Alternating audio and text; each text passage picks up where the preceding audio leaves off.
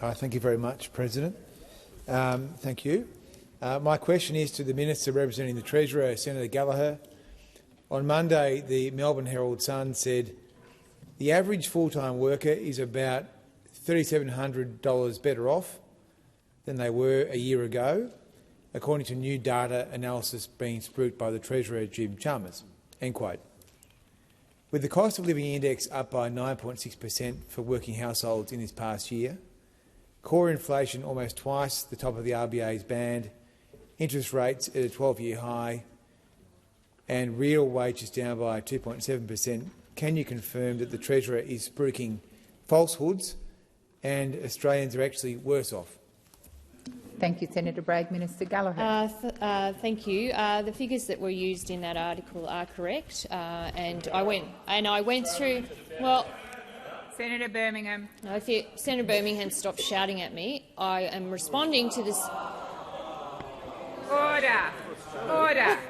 Well, he wasn't whispering. He wasn't whispering. All right. But anyway,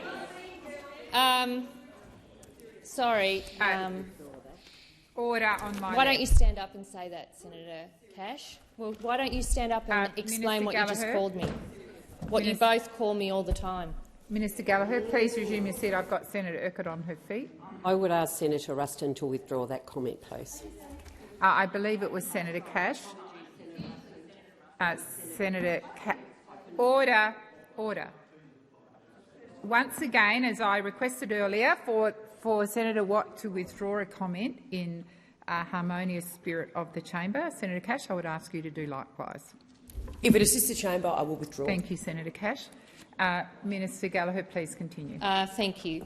And the figures that Senator Bragg referred to in the article are correct, and it relates to the difference in the increase in the WPI that is occurring now under this government when compared to the 10 years, the average over the former government, which I am surprised on the final day that the opposition would again raise wages in their questions. Wages. I mean, on the record that you had, where wages stagnated for a decade, just as productivity did, while the budget got into mess. That's what happened under your watch. Whilst you try and go out there and say you're the serious economic managers, let's have a look at the actual reality. The worst budget and the worst budget deficit we've ever had, debt, $1 trillion of debt that we inherited with nothing to show for it, wages that had stagnated for a decade, productivity, which for the 10 years you were in government was the lowest productivity increase for 60 years. That's what you achieved. And you would then come in here and want a conversation with us about wages. At the same time, you're voting against almost every cost of living measure that we have brought into this place. Let us not forget what you did when we wanted to give households support for their energy bills. Minister Gallagher, time for answering has expired. Senator Bragg, first supplementary. No, thanks very much. On top of the new superannuation tax, new taxes on trucking and transport, the government recently allowed ASIC to raise levies on financial advisors from $1,100 to $3,200. This was the first increase in these levies since 2019. During a cost of living crisis, why is the Labor Party making it harder for Australians to access quality financial advice? Thank you, Senator Bragg. Minister Gallagher. Thank you. Well, my recollection of that, of the funding in that part of ASIC is that it is essentially self-funding or cost recovered, and that is something that the opposition had supported. So now you're telling me that that's not the case, is it? Is that the question that you put to me today?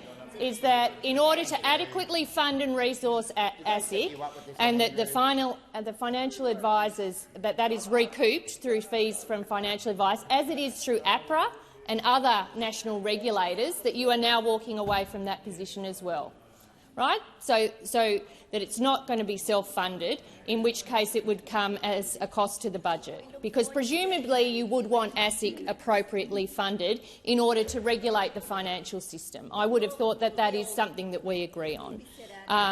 But I'm not going to take a lecture from those opposite when they have opposed cheaper medicines, they've opposed the energy bill relief, they have opposed extra investment in housing. Thank you, Minister. On everything the time for you say answering no. has expired. Senator Bragg, second supplementary. Thanks.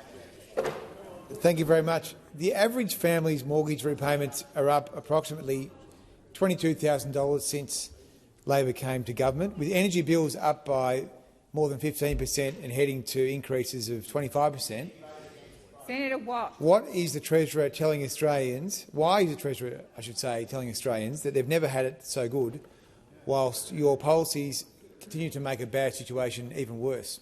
Thank you, Senator Bragg. Minister Gallagher. Thank you, President. Well, the Treasurer has never used those words, so that don't verbal the Treasurer. And in terms of the cost of living measures, it is our priority focus to look at how we can support cost of living relief without adding to the inflation problem in the economy. And that's why we've invested in cheaper medicines. That's why we've invested in cheaper childcare. That's why we're expanding paid parental leave. That's why we're getting wages moving, which is the first question. That's why we're investing in more affordable housing, which you voted about 14 times this week to oppose.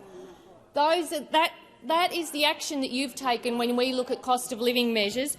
The stronger safety net, when we've looked at rent assistance, job seeker, parenting payment increase, energy bill relief plan, fee-free TAFE places. These are all focused cost of living measures that support the growth in the economy, that support the productive capacity of the economy without adding to the inflation problem.